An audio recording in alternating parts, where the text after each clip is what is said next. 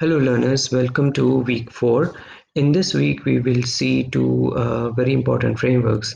One is the pestle model, second is a SWOT analysis. So, first of all, let's look into the pestle analysis. Uh, in pestle, the first P stands for political. It's very important for an organization to keep an eye on the political environment of any country or a state, because the as the political scenario changes, there is a change in the taxation policies, there's a change in the rules and regulations. So a country may have good trade relations with other nations, or the relations may change. So the business houses that are operating in these countries need to abide by the rules that are framed by the political powerhouses. So it's very important for an organization to keep an eye on the political environment. The next is economic condition of any country.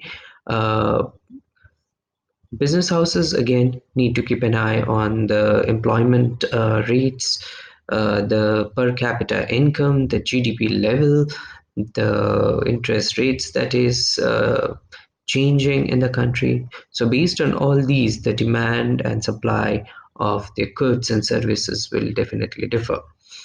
The next is a socio-cultural factor that needs to be taken care of by the organizations, because the demographics that change, the level of consumption, the attitude towards products, the lifestyle trends, the um, attitude towards work and leisure, all these factors play a very big role in the business of any organization. So, this is very important. Next is the technological factor. Since there has been a rapid increase in the level of technology in the recent years, companies need to take care of these changes, because they are operating in a very dynamic environment where they need to take care of, or whatever changes that is happening in the technological front, they need to match with that and provide solutions catering to those technologies. The next factor is the environmental factor. Again, as people are becoming conscious about environment, and lots of laws and regulations are being passed for protection of the environment, companies need to abide by these environmental laws, and uh, they need to show the concern for the environmental issues.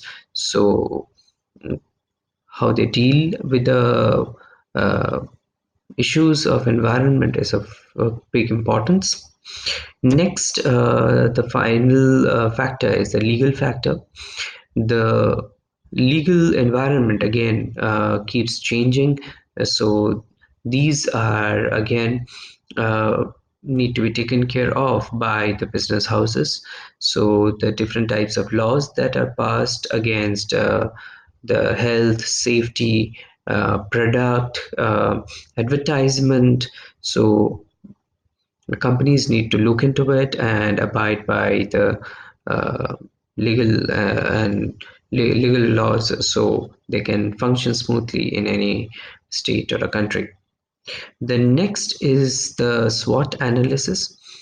SWOT consists of four quadrants, basically strength, weakness, opportunities, and threats. Strengths and weaknesses basically are the internal factors, while opportunities and threats are external factors.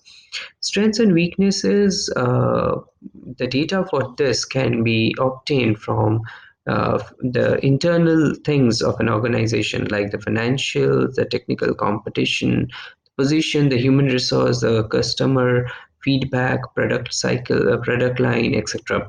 So all these data together will help an organization to find its strengths and find its weaknesses. And from the external factors, that is through secondary data analysis, it can find out the opportunities that is going to come up,